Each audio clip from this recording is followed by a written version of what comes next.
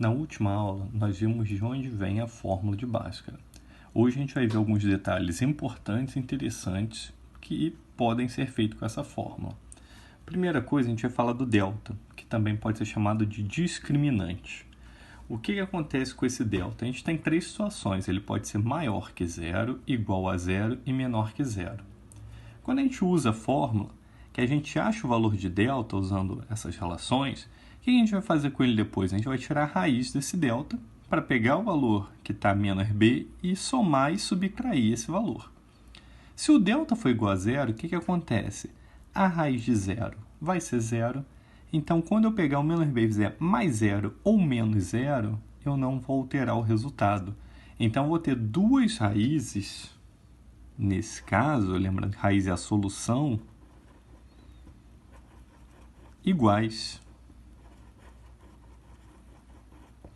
Se o meu delta for maior que zero, eu vou ter uma raiz para ele, então vou pegar esse valor do menos b, vou somar um número e vou subtrair esse número. Então o resultado vai mudar. Sinal que aqui eu vou ter duas raízes diferentes.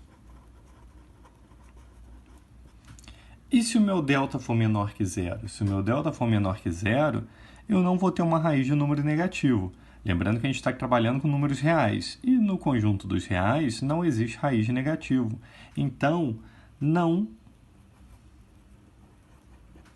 tenho raiz.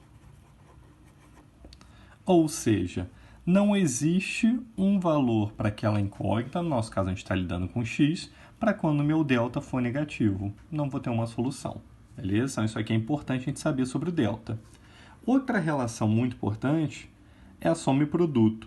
Ela não é obrigatória saber, mas agiliza muito as contas. Vamos pensar aqui um pouco. O meu x, na hora que eu vou achar que eu já resolvi o delta, o que eu vou fazer com o x? Quais são as raízes dele? Uma raiz é eu fazer menos o b, mais a raiz desse delta e dividir por 2a. O meu outro x, colocar aqui x duas linhas, vai ser o quê? Menos b, menos a raiz desse delta, e isso aqui também dividido por 2a.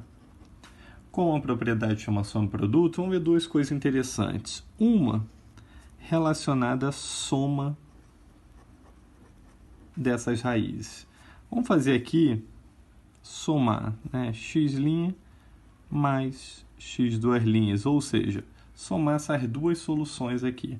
Então, na hora que eu somar, eu vou ter menos b mais raiz de delta sobre 2a, que é a primeira solução, que é o x', e vou somar com a segunda.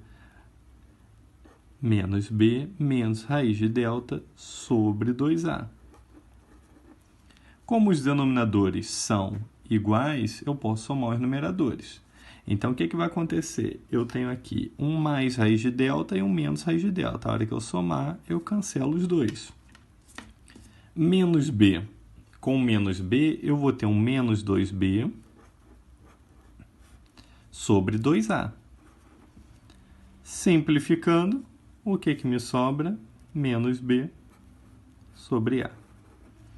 Então, eu chego à conclusão aqui que a soma dessas raízes, se eu somar os dois, vai dar o quê? Menos b sobre a. Vou deixar isso aqui guardado que a gente volta nessa discussão. Agora, vamos analisar aqui o produto das raízes. O que é produto? Multiplicação. Então, 1 vezes o outro. Quero ver o que vai acontecer. Então, vou pegar de novo a primeira, menos b mais raiz de delta sobre 2a, e vou multiplicar pela outra, o menos b menos raiz de delta sobre 2a. Aqui, a gente pode fazer distributiva, pode observar que isso aqui vai ser uma diferença de 2 quadrados, mas eu vou multiplicar. Menos b vezes menos b vai ficar mais b ao quadrado. Menos b vezes menos raiz de delta, mais b raiz de delta.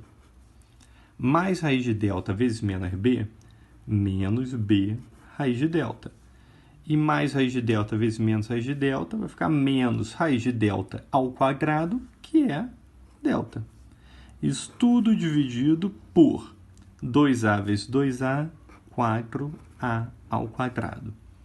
Aqui a gente cancela, mais raiz de delta, mais b raiz de delta com menos b raiz de delta, eu vou sobrar o quê? B ao quadrado menos delta. Vou continuar aqui na frente. B ao quadrado menos. Vou abrir um parênteses, porque quem que é o delta? Lembrando que delta é a mesma coisa que b ao quadrado menos 4ac.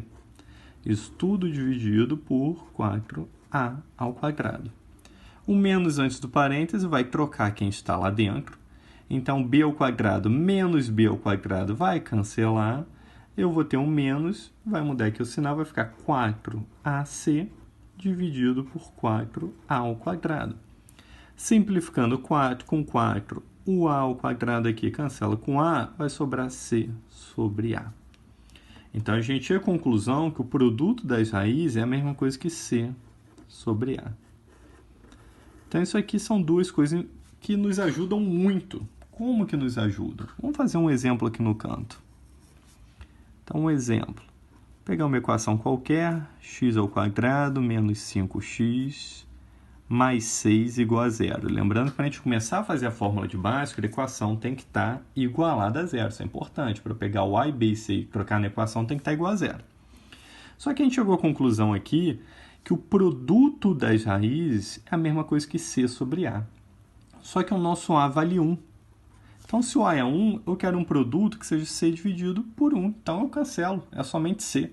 Ou seja, eu quero achar dois números que multiplicados vão dar 6.